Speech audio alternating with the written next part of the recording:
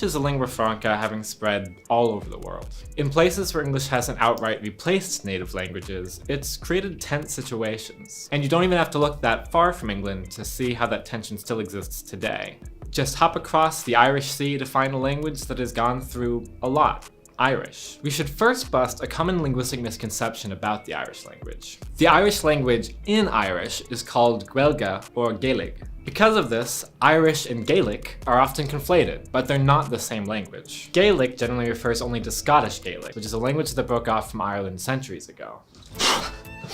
Heard your video about Gaelic, so I'm here. No, get out of here.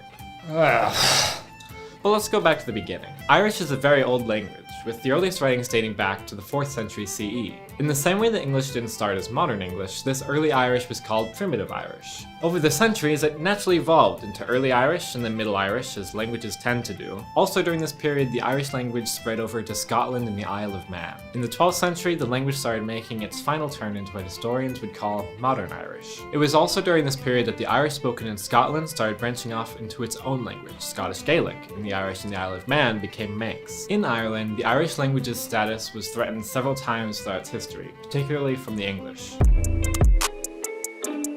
England tried to conquer Ireland several times, and they finally achieved their goal in the early 17th century after several bloody conflicts, including the Desmond Rebellions and the 9 Years' War. Though even after taking majority position in the Irish Parliament in 1614, the English struggled to maintain control. The two weren't officially unified until 1801, when they became the United Kingdom of Great Britain and Ireland. But as the English took power in the 17th and 18th centuries, the government started encouraging the use of the English language by creating schools, applying societal pressure, and even changing the names of places on maps and signs.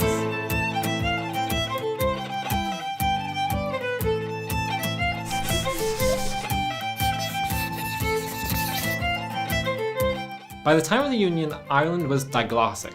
Diglossia means that there are two languages, both actively used, though usually the languages play slightly different roles. In Ireland, English became the language of government and the church, while Irish was still the language of people and day-to-day life. Despite English efforts to stamp out the language completely, Irish survived until Ireland regained its independence in 1922.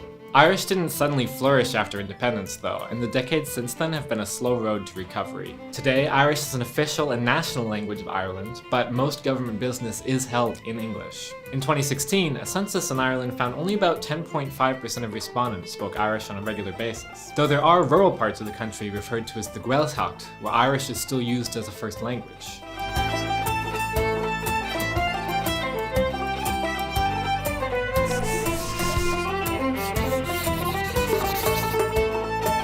Irish survives because it remains an integral part of the country's identity. The legacy of English in the country has made Irish a refuge away from the language that was forced on them. English may be more useful in the broader world, but language perhaps counterintuitively is about more than usefulness. Which is why groups like Conrad na Gaeilge are working to make sure the Irish language is still being taught in schools, written on road signs, and generally kept alive. Irish, like other languages that face colonial oppression, have survived for hundreds of years. And with work, they'll be able to survive for hundreds more.